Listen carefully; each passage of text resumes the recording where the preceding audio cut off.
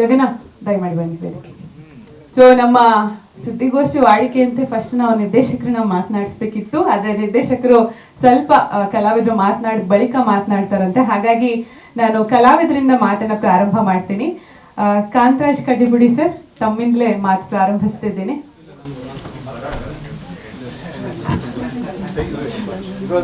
ನನ್ನ ಪಾತ್ರದ ಬಗ್ಗೆ ನಾನು ಜಾಸ್ತಿ ಹೇಳ್ಕೊಳ್ಳೋ ಹಾಗಿಲ್ಲ. So it's a beautiful movie, crime thriller based ಆಗಿರೋಂತಹ ಮೂವಿ. ಸಾಗರ್ ಜೊತೆ ಮತ್ತೆ entire team has been a beautiful support. ನನ್ನ ಕ್ಯಾರೆಕ್ಟರ್ ಬಗ್ಗೆ ಜಾಸ್ತಿ ಹೇಳ್ಕೊಳ್ಳೋ ಅಂಥದ್ದಿಲ್ಲ, ರಿವೀಲ್ ಮಾಡುವಂಥ ನಾನ್ ರಿವೀಲಿಂಗ್ ಕ್ಯಾರೆಕ್ಟರ್ ಅಂತ ಹೇಳ್ಬಹುದು. ಎಲ್ಲರಿಗೂ ನಮಸ್ಕಾರ. ನನ್ನ ಹೆಸರು ಸ್ನೇಹ ಶರ್ಮಾ. ಫಿಲ್ಮ್ ಬಗ್ಗೆ ಮೊದಲದಾಗಿ ಮಾತಾಡಬೇಕು ಅಂತ ಅಂದರೆ ದ ವೆರಿ ಥಾಟ್, ಒಂದು ಇಂಟ್ರೀಗಿಂಗ್ ಥಾಟ್ ಅದು. ಅಂದರೆ ಒಂದು ಲಾ ಎನ್ಫೋರ್ಸ್ಮೆಂಟ್ ವರ್ಸಸ್ ಮೀಡಿಯಾ, ತುಂಬ ಗ್ರಿಪ್ಪಿಂಗ್ ಸ್ಟೋರಿ ಇದೆ. ಆ್ಯಂಡ್ ಪರ್ಫಾರ್ಮೆನ್ಸ್ ಬಗ್ಗೆ ಮಾತಾಡೋಷ್ಟೇ ಇಲ್ಲ. ಕಾಪ್ಸ್ ವೈಫ್ ಹರ್ಷಲ್ ಕೌಶಿಕ್ ಅವ್ರ ವೈಫ್ ಕ್ಯಾರೆಕ್ಟರ್ ನಾನು ಪ್ಲೇ ಮಾಡಿರೋದು. And February 7th I am looking forward to that date. ಯಾಕಂದರೆ ಸಿನಿಮಾ ನಾನು ಫುಲ್ಲಾಗಿ ನೋಡಿಲ್ಲ, ನಾನು ನೋಡೋದಕ್ಕೋಸ್ಕರ ಕಾಯ್ತಾ ಇದ್ದೀನಿ. ಆ್ಯಂಡ್ ಐ ಹೋಪ್ ಎಲ್ಲರಿಗೂ ಈ ಸಿನಿಮಾ ಇಷ್ಟ ಆಗುತ್ತೆ ಅಂತ. ಆ್ಯಂಡ್ ಐ ವಿಶ್ ಎಲ್ಲರೂ ಸಿನಿಮಾ ಬಂದು ನೋಡ್ತಾರೆ ಅಂತ. Thank you so much. ನಮಸ್ತೆ ಎಲ್ಲರೂ. ಒಬ್ಬರು ಆ್ಯಕ್ಟರ್ ನಾನು ಬಿಟ್ಟಿದ್ವಿ, ನಾನಿದ್ದು ನನ್ನ ಮುಗಿಸಿದ ಮೇಲೆ ಅವ್ರನ್ನ ಕರ್ಕೊಂಡ್ಬಿಟ್ಟು ಎಲ್ರಿಗೂ ಸ್ಟೇಜ್ ಮೇಲೆ ಜಾಗ ಸಾಲಿಲ್ಲ ಅನಿಸುತ್ತೆ. ಹೊಸದಾಗಿ ಹೇಳುವಂಥದ್ದೇನಿಲ್ಲ, ನೀವೇ ಇಂಟ್ರೊಡಕ್ಷನ್ ಎಲ್ಲನೂ ಹೇಳ್ಬಿಟ್ರಿ. ಸಿನಿಮಾ ಏನರ ಬಗ್ಗೆ, ಯಾರ್ಯಾರು ಸಿನಿಮಾ ಮಾಡಿದ್ದಾರೆ ಅಂತ ಖುಷಿ ಇದೆ. ಒಂದು ಹೊಸ ತಂಡದ ಜೊತೆ ಕೆಲಸ ಮಾಡಿದ್ದು.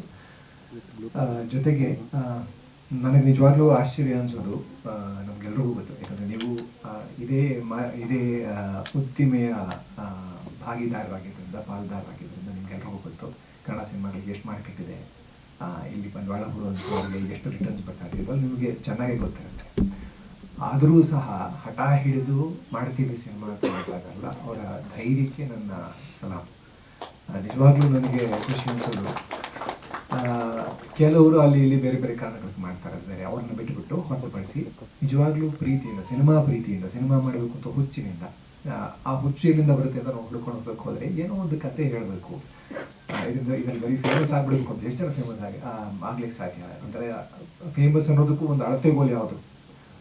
ಈಗ ರಜನಿಕಾಂತ್, ಅಮಿತಾಬ್ ಬಚ್ಚನ್ ಆಗೋದು ಒಂದು ಅದರ ಎತ್ತರದ ಮಟ್ಟ ಅಂದರೆ ಎಷ್ಟು ಜನ ನಾವು ಅಲ್ಲಿಗೆ ರೀಚ್ ಆಗ್ತಾ. ಆದರೂ ಸಹ ನಮ್ಮ ಶ್ರಮವನ್ನು ನಾವು ಬಿಡ್ತಾ ಇಲ್ಲ. ಅದು ನನಗೆ ತುಂಬ ಹೆಮ್ಮೆ ಮತ್ತು ಖುಷಿ ಕೊಡುವಂಥ ವಿಷಯ. ಈ ಥರದ ಒಂದು ಕೆಲಸದ ಭಾಗವಾಗಿದ್ದೀನಿ ಅಂತ ನಾನು ಎಲ್ರಿಗೂ ಹೇಳ್ತಾ ಇರ್ತೀನಿ.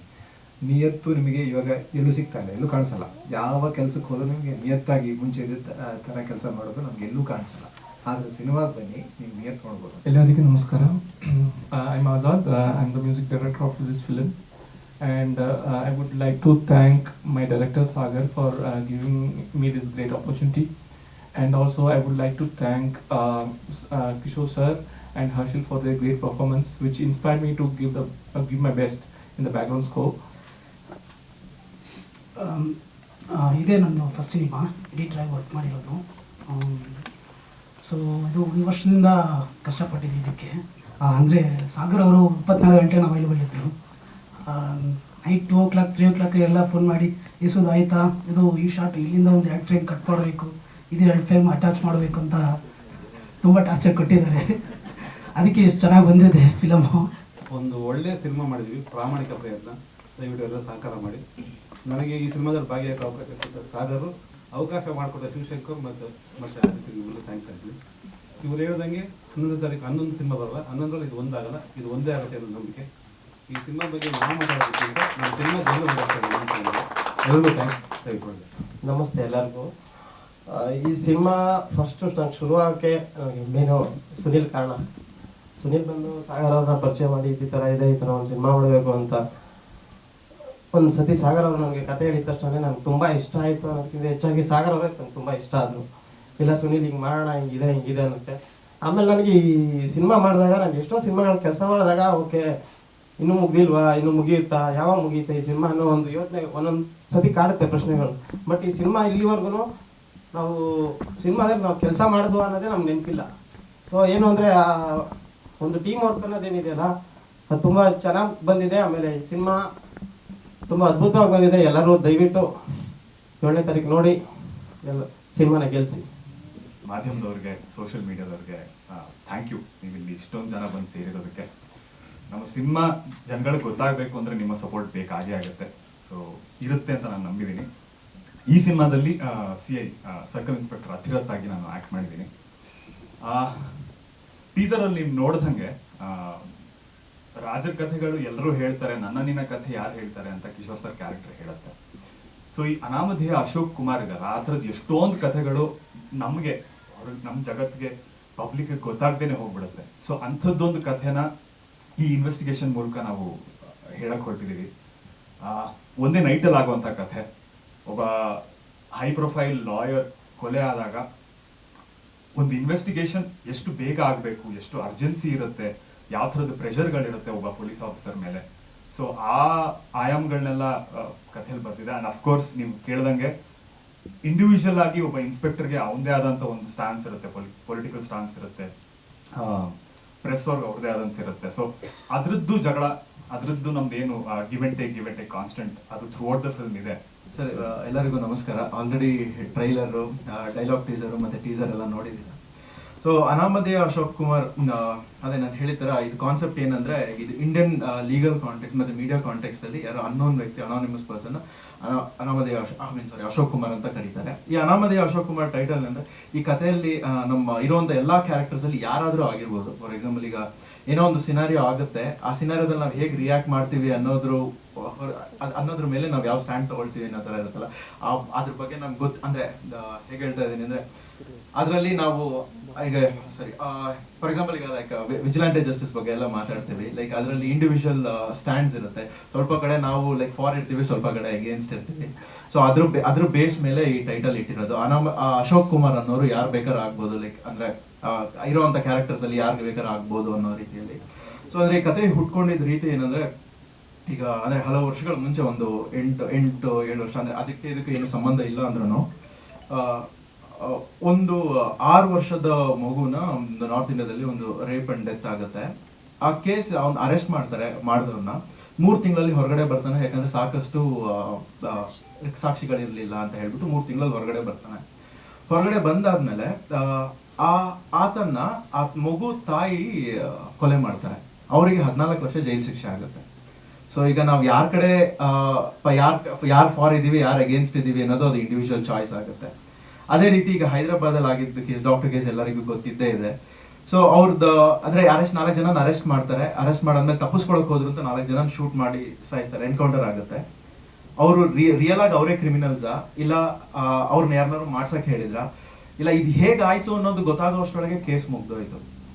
ಸೊ ಈ ತರ ಒಂದು ಚಿಕ್ಕ ನಾಟಿಂದ ನನ್ನ ಕತೆ, ಈ ತರ ಒಂದು ಚಿಕ್ಕ ನಾಟಿಂದ ನನ್ನ ಕತೆ ಶುರುವಾಗಿದ್ದು. ಇದನ್ನ ನಾನು ಇನ್ನು ಜಾಸ್ತಿ ಈಗ ಬಿಡ್ಸಕ್ ಹೋದ್ರೆ ಕತೆ ಬಗ್ಗೆ ಗೊತ್ತಾಗ್ಬಿಡುತ್ತೆ. ಮುಂದೊಂದು ದಿನ ನನ್ಗೆ ಅವಕಾಶ ಸಿಕ್ಕಿದಾಗ ಇದ್ರ ಬಗ್ಗೆ ನಾನು ಮಾತಾಡ್ತೀನಿ. ಮತ್ತೆ ಈಗ ಕಿಶೋರ್ ಸರ್ ಬಗ್ಗೆ ಹೇಳ್ಬೇಕಂದ್ರೆ, ಕಿಶೋರ್ ಸರ್ ಆಕ್ಚುಲಿ ನಮ್ಮ ಎಲ್ಲರಿಗೂ ಕಿಶೋರ್ ಸರ್ ಗೊತ್ತು, ಬಟ್ ಕಿಶೋರ್ ಸರ್ಗೆ ನಾನು ಗೊತ್ತಿರ್ಲಿಲ್ಲ. ಕಿಶೋರ್ ಸರ್ ಒಂದು ದೊಡ್ಡ ಫ್ಯಾನ್ ನಾನು. ನನ್ನ ಫ್ರೆಂಡ್ ಸಿನಿಮಾದಲ್ಲಿ ಸರ್ ಆಕ್ಟ್ ಮಾಡ್ಬೇಕಾದ್ರೆ, ದೇವಕಿ ಸಿನಿಮಾದಲ್ಲಿ ಮಾಡಿದ್ರು ಸರ್. ಅವಾಗ ಅವನ ಹತ್ರ ನೀನ್ ಹಿಂಗಾರು ಮಾಡಿ ಸರ್ ನಾನು ಭೇಟಿ ಮಾಡಿಸ್ಬೇಕು, ನಂಬರ್ ಕೊಡ್ಬೇಕಿಲ್ಲ, ಮಾತಾಡ್ಸಲ್ಲ ಅಂತ ಹೇಳಿ ಡಬ್ಬಿಂಗ್ ಸ್ಟುಡಿಯೋ ಮುಂದೆ ಹೋಗಿ ನಿಂತು ನಂಬರ್ ತಗೊಂಡೆ. ಅವಾಗ ನನಗೆ ಸಿನಿಮಾ ಮಾಡ್ಬೇಕಂತ ಆಸಕ್ತಿ ಇರಲಿಲ್ಲ, ಏನಿರಲಿಲ್ಲ. ಮುಂದೊಂದು ದಿನ ನಾನು ಸಿನಿಮಾ ಮಾಡಬೇಕು ಅಂತಂದ್ರೆ ಸರ್ರಿಗೆ ಒಂದು ಕತೆ ಹೇಳಿದೆ, ಟೇಕ್ ಆಫ್ ಆಗಲಿಲ್ಲ. ಮುಂದೆ ಈ ಕತೆ ನನಗೆ ಹೊರಟಾಗ ಸರ್ರಿಗೆ ನಾನು ಒಂದು ಸಿನಾಪ್ಸಿಸ್ ಕಳಿಸಿ, ಸರ್ ಈ ಸಿನಿಮಾ ನೀವು ಮಾಡೋದಾದ್ರೆ ನಾನು ಬರೀತೀನಿ ಸರ್ ಅಂತ ಹೇಳಿದೆ. ಸರ್ ಸಿನಾಪ್ಸಿಸ್ ಮಾಡಿ, ಅದು ಸಿನಾಪ್ಸಿಸ್ ನೋಡ್ಬಿಟ್ಟು ಕತೆ ಮಾಡ್ಕೊಂಡ್ ಬನ್ನಿ ಅಂತ ಹೇಳಿದ್ರು. ಕತೆ ಮಾಡ್ಕೊಂಡು ಹೋದ್ರೆ ಸಿನಿಮಾ ಆಯ್ತು. ಆದ್ರೆ ಸರ್ರಿಗೆ ನಮ್ಮಂತ ನ್ಯೂ ಕಮರ್ಸ್ಗೆ ಸಪೋರ್ಟ್ ಮಾಡಿ ಮಾಡಬೇಕು ಅನ್ನೋದು ಏನೋ ಅವಶ್ಯಕತೆ ಇಲ್ಲ.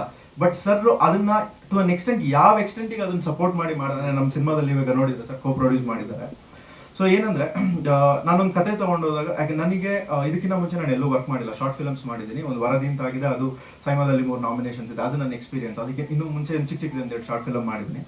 ಬಟ್ ಈ ಕತೆ ಮಾಡ್ಕೊಂಡು ಹೋಗಾದ್ಮೇಲೆ ಸರ್ರು ಅದನ್ನ ಫುಲ್ ಆಗಿ ಓದಿ, ಇದ್ರಲ್ಲಿ ಏನೇನ್ ಬೆಟರ್ ಮಾಡ್ಬೋದು, ಇದನ್ನ ಯಾವ ರೀತಿ ನಾವು ಎನ್ಹಾನ್ಸ್ ಮಾಡ್ಬೋದು, ಅಂಡ್ ನಾನು ಇದರಲ್ಲಿ ಯಾವ ರೀತಿಯಾಗಿ ಭಾಗಿಯಾಗ್ತೀನಿ, ಇದು ಎಲ್ಲದನ್ನು ಸರ್ ಲೈಕ್ ಅಂದ್ರೆ ಸರ್ರಾಗೆ ನಮಗೆ ತಿಳಿಸ್ಕೊಟ್ರು. ಆಮೇಲೆ ನಾನು ಸರ್ ಏನೊಂದು ಇದರಲ್ಲ ಅಂದ್ರೆ ಸರ್ರಿಂದ ಡೇಟಿಗೋಸ್ಕರ ವೆಯ್ಟ್ ಮಾಡ್ತಾ ಇದ್ವಿ. ಬಿಕಾಸ್ ಇಡೀ ಸಿನಿಮಾ ಸರ್ ಮತ್ತೆ ಹರ್ಷಿಲ್ ಅವ್ರ ಹೆಗಲ ಮೇಲೆ ಹಾಕೊಂಡು ಆಗಿರೋವಂಥದ್ದು. ಸರ್ರಿಗೆ ಡೇಟಿಗೆ ಒಂದು ನಾವು ವೆಯ್ಟ್ ಮಾಡ್ತಾ ಇದೀವಿ. ಬಿಟ್ರೆ ಪರ್ಫೆಕ್ಟ್ ಅಂದ್ರೆ ನಮಗೆ ಯಾವ ರೀತಿ ಸಪೋರ್ಟ್. ಈಗ ನನಗೊಂದು ವಿಷಯ ಏನೋ ಒಂದು ಗೊತ್ತಾಗ್ಲಿಲ್ಲ ಸೆಟ್ಟಲ್ಲಿ ಅಂದ್ರೆ ನಾನು ಸರ್ ಓಕೆ ಸರ್ ಇದನ್ನ ಹೇಗೆ ಮಾಡ್ಬೋದು ಅಂತ ನಾನು ಸರ್ ನಾವು ಕೇಳ್ತಾ ಇದ್ದೆ, ಅಂದ್ರೆ ಒಂದು ಒಪಿನಿಯನ್ಗೋಸ್ಕರ.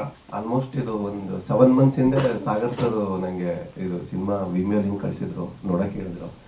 ಆ್ಯಂಡ್ ನಾವು ಬ್ಲಿಂಕ್ ಸಿನಿಮಾ ಮಾಡಿದ್ವಿ, ಬ್ಲಿಂಕ್ ಸಿನಿಮಾ ಪ್ರೊಡ್ಯೂಸ್ ಮಾಡಿದ್ದೆ. ಆ್ಯಂಡ್ ಅದರದ್ದು ಡಿಸ್ಟ್ರಿಬ್ಯೂಷನ್ ನಾವೇ ಮಾಡಿದ್ವಿ. ಸೊ ನಾವು ರಿಲೀಸ್ ಮಾಡಿದಾಗ ಬರೀ 8 ಥಿಯೇಟರ್ ಸಿಕ್ಕಿತ್ತು ನಮಗೆ. 8 ಥಿಯೇಟ್ರಿಂದ ನಾವು ವಿ ಟೇಕಪ್ ಟು ಟಿಲ್ ಅದು 96 ಸ್ಕ್ರೀನ್ ತನಕ ರಿಲೀಸ್ ಆಯಿತು. ಅಂದರೆ ಎವ್ರಿ ವೀಕ್ ಇನ್ಕ್ರೀಸ್ ಆಗುವಂತ ಇತ್ತು because of the content. Blink ಆದಮೇಲೆ ನನ್ಗೆ ಆಗಿರೋ ಏನು ಪ್ರಾಬ್ಲಮ್ಗಳೇನಿತ್ತಲ್ಲ ಡಿಸ್ಟ್ರಿಬ್ಯೂಷನಲ್ಲಿ ನಮಗೆ ಸಮಸ್ಯೆ ಆಗಿತ್ತು. ನನಗೆ ಅಂದರೆ ರೈಟ್ ನನಗೆ ರಿಲೀಸ್ ಮಾಡೋಕ್ಕೆ ಆಗಿರಲಿಲ್ಲ, ಸಿನಿಮಾ ಸಿಕ್ಕಿರಲಿಲ್ಲ. ಎಲ್ಲರೂ ಸಿನಿಮಾ ಬಗ್ಗೆ ಎಲ್ಲರೂ ಮಾತಾಡೋರೆ. I don't think anything is left, but as a team I should say Sagar sir, I've seen actually it's very shocking. I've always seen Sagar sir like a one-man army, single. Nan gottilla ishtu jana idru avರ ಹಿಂದೆ. So it's very surprising. Now there is more faith. I'm sure the cinema will do well in theaters, in single screens and multiplexes. We will go step by step. ಎಲ್ಲರಿಗೂ ನಮಸ್ಕಾರ. So ಇದು personally ನನಗೆ 2ನೇ press meet. ರೀಸೆಂಟಾಗಿ ಮಧ್ಯಂತರ ಅನ್ನೋ ಒಂದು ಸಿನಿಮಾಕ್ಕೆ ನಾವು ಪ್ರೆಸ್ ಮೀಟ್ ಮಾಡಿ ಸ್ಕ್ರೀನಿಂಗ್ ಮಾಡಿದಾಗ ತಾವೆಲ್ಲರೂ ಬಂದಿದ್ರಿ. ಸೊ ಮತ್ತೊಮ್ಮೆ ನಿಮ್ಮನ್ನು ಭೇಟಿ ಮಾಡ್ತಾ ಇದ್ದೀನಿ. ಹೀಗೆ ಪ್ರತಿ ವಾರ ಪ್ರತಿ ತಿಂಗಳು ನಿಮ್ಮನ್ನು ಭೇಟಿ ಮಾಡೋದಕ್ಕೆ ಇಷ್ಟಪಡ್ತೀನಿ ನಾನು. ಇನ್ನು ಈ ಸಿನಿಮಾದ ಬಗ್ಗೆ ಹೇಳೋದಾದರೆ, ಈ ಸಿನಿಮಾದ ಪಾತ್ರದ ಬಗ್ಗೆ ನಾನು ಹೆಚ್ಚು ಮಾತಾಡೋ ಹಾಗಿಲ್ಲ. ಯಾಕಂದರೆ ನನ್ನ ಪಾತ್ರನೇ ಮಾತಾಡಬೇಕು. ಅದನ್ನು ಸಿನಿಮಾ ನೋಡಿದ ಮೇಲೆ ನೀವು ಅದನ್ನು ಮಾತಾಡಿದಷ್ಟು ಸೂಕ್ತ ಆಗುತ್ತೆ. ಸಿನಿಮಾ ನನ್ನ ಮೊದಲನೇ ಎಕ್ಸ್ಪೀರಿಯನ್ಸ್ ಅಂತ ಹೇಳ್ಬೋದು. ಏನಂತ ಹೇಳಿದ್ರೆ, ಕಿಶೋರ್ ಸರ್ ಬಗ್ಗೆ ಎಲ್ಲರೂ ಮಾತಾಡಿದರು. ನಾನು ಪರ್ಸ್ನಲ್ ಆಗಿ ಅವ್ರನ್ನ ಫಸ್ಟ್ ಟೈಮ್ ಮೀಟ್ ಮಾಡಿದಾಗ ಯೂಶಲಿ ಒಂದು ಮಾತಿದೆ ಅಂತ ಹೇಳಿದ್ರೆ, ನೆವರ್ ಮೀಟ್ ಯುವರ್ ಐಡಲ್ ಅಂತ. ಅಂದರೆ ನೀವು ಯಾರನ್ನ ತುಂಬ ಆಸ್ಪೈರ್ ಮಾಡ್ತೀರಾ ಅವ್ರನ್ನ ನಿಜ ಜೀವನದಲ್ಲಿ ಭೇಟಿ ಮಾಡಬೇಡಿ, ಅವ್ರ ಮೇಲೆ ಗೌರವ ಕಡಿಮೆ ಆಗುತ್ತೆ ಅಂತ ಹೇಳ್ತಾರೆ. ಬಟ್ ನನಗೆ ಕಿಶೋರ್ ಸರ್ ಅವ್ರನ್ನ ಮೀಟ್ ಮಾಡಿದ ಮೇಲೆ ಗೌರವ ಜಾಸ್ತಿ ಆಯಿತು. ನಮ್ಮದು ಫಸ್ಟ್ ಸೀನ್ ಇದ್ದಿದ್ದು 2 ನಿಮಿಷ, ಒಂದು 2 ನಿಮಿಷದಲ್ಲಿ ಸೀನ್ ಆಗೋಯ್ತು. ಆದರೆ ಆ ಸೀನ್ಗೂ ಮುಂಚೆ 2 ಅವರ್ ಮಾತಾಡಿದ್ದೀವಿ, ಸೀನ್ ಆದಮೇಲೆ 2 ಅವರ್ ಮಾತಾಡಿದ್ದೀವಿ. ಅಂದರೆ ಅವರು ನಾನು ಹೊಸಬ ಅಂತ ಅಥವಾ ನಾನು ಅವ್ರಿಗೆ ಪರಿಚಯನೂ ಇರಲಿಲ್ಲ.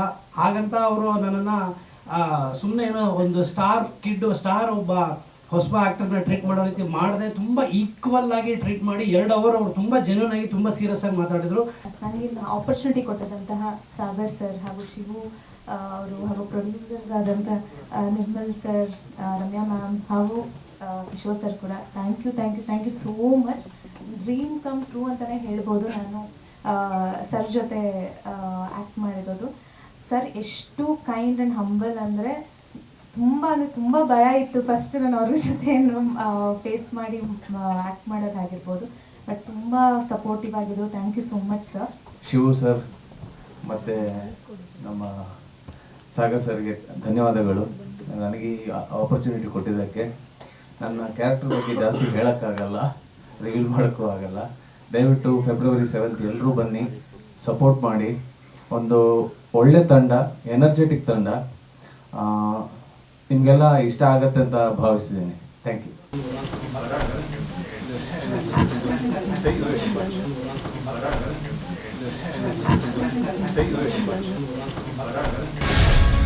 ಗ್ಯಾರಂಟಿ ನ್ಯೂಸ್, ಸುದ್ದಿ ಖಚಿತ, ನ್ಯಾಯ ನಿಶ್ಚಿತ.